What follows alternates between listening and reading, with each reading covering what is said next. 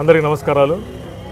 ఈరోజు చాలా మహిళలకు జరిగిన చాలా అవమానకరమైన రోజు అన్నమాట. ఇది ఒక ఛానల్ అంటే ఒక న్యూస్ ఛానల్ ఎంత ఆదర్శంగా ఉండాలో దానికి భిన్నంగా నడుస్తున్న ఛానల్ ఏదైనా ఉందంటే అది కేవలం సాక్షి టీవీనే.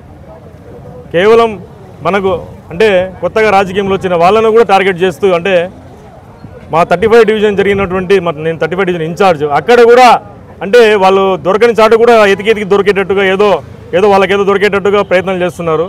స్టోర్లో విషయమైతేమి ప్రతి ఒక్క విషయంలో అంతా మిస్గైడ్ చేస్తున్నారు, ప్రజలను చాలా ఇబ్బంది గురి చేస్తున్నారు. దాంతోపాటుగా అంటే పార్టీ అంటే టీడీపీ పార్టీనే కాదు వీళ్ళు ప్రజలను కూడా ఇంత గబ్బు పట్టిస్తున్నారు. ఎక్కడ చూసినా కూడా వీళ్ళతో ఎంత వీలైతే అంత వీళ్ళు దిగజార్చి మాటలు మాట్లాడుతున్నారు.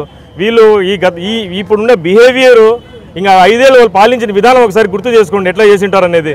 వాళ్ళను ప్రజల పట్ల ఎటువంటి ప్రేమ అనురాగాలు లేవు, కేవలం నాటకాలు దాచుకోవడం తప్ప వేరే సిద్ధాంతాలతో వైసీపీ పార్టీ పనిచేయలేదు.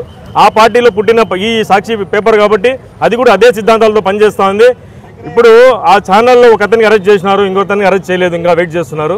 ఖచ్చితంగా అతన్ని కూడా అరెస్ట్ చేస్తారు. చేయకపోతే తర్వాత పరిణామాలు చాలా దారుణంగా ఉంటాయి. దానికి ఇక్కడి నుంచే కడప నుంచే పునాదులు స్టార్ట్ అవుతాయి. ఇంకోటి నేను ముఖ్యంగా వచ్చి మాట చెప్పదలుచుకున్నాను, ఆడోళ్ళతోనే రాజ్యాలు కూలినాయి. ఆ ఆడోళ్ళు జోలికి పోతే వీళ్ళు ఉండే కొంపలు కూడా కూలుతాయి. కాబట్టి ఇంకా జాగ్రత్తగా మెసలాలని ఆడోళ్ళ జోలికి పోకుండా ఉండాలని నేను మనవి చేసుకుంటున్నాను. ఈసారి కన్నా ఇట్లనే ఇంకోసారి కన్నా మాట్లాడితే ఇంకా వైసీపీ టికెట్కు మనిషి దిగి ఎలక్షన్స్ నిలబడేదానికి కూడా భయపడేట్టు చేస్తాం ఖచ్చితంగా. ఎందుకంటే ఇది ఒకరికి కాదు అందరి సమస్య. ఇప్పుడు ఆంధ్రప్రదేశ్లో వయసులు ఎక్కువైపోయినారంటే ఎవరిని అంటున్నారు వాళ్ళు? ప్రతి ఒక్కరి ఇంట్లో ఆడవాళ్ళు ఉన్నారు. ఎవరిని అంటున్నాడు చెప్పండి మీరు? ప్రతి ఒక్కరి ఇంట్లో ఆడవాళ్ళు ఉన్నారండి. ఆంధ్రాలో వయసులు పెరిగిపోతున్నారంటే అందరినీ అన్నట్టే కదా.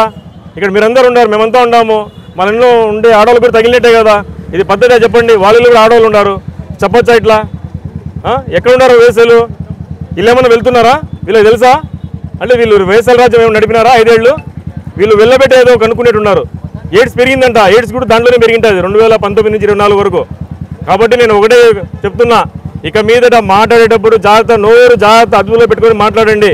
ఇట్లా కన్నా నెక్స్ట్ కన్నా మీరు కన్నా ఇట్లనే మాట్లాడితే మీ మర్యాద దక్కదు, రోడ్లలో కూడా తినేయం. హెచ్చరిస్తున్నాను, జాగ్రత్త. వాళ్ళ బతికేంత సార్, వాళ్ళ బతికేంద్ర అంటే ఎవరినో ఒక అనాలా, అల్లడి సృష్టించాలా. వాళ్ళకు తల్లి చెల్లె లేదు, ఇంకా జనాలు ఏముంది?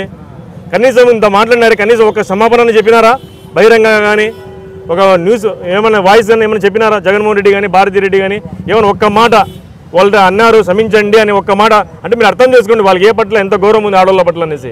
వాళ్ళు ఏమంటే బిస్కెట్లు వేస్తాం, కుక్కల మాట తినేసి మళ్ళీ ఓట్లు వేస్తారులేని ఏదో పెద్ద రాజ్యంలో రాజు ఉన్నట్టు ఆయన ఫీల్ అవుతున్నాడు. ఆ మతం తెంచుకుంటే ఆయన బాగుంటుంది, లైఫ్ బాగుంటుంది. జనాలన్నీ కేవలం మహిళల్ని అన్నప్పుడు అటు సైడ్ భారతిరెడ్డి కానీ ఒక మహిళనే కదా. అవును సార్. ఎందుకు ఈ మహిళల్ని టార్గెట్ చేసినప్పుడు అంటే సాటి మహిళ కానీ అక్కడ ఉంది కదా. సాటి మహిళ ఉందంటే తల్లి చెల్లి కూడా మహిళనే కదా సార్. వాళ్ళని ఎందుకు న్యాయం చేయలేదు? భారతిరెడ్డి ఒక్కటి మహిళ కాదు కదా, తల్లి కూడా మహిళనే, చెల్లి కూడా మహిళనే కదా.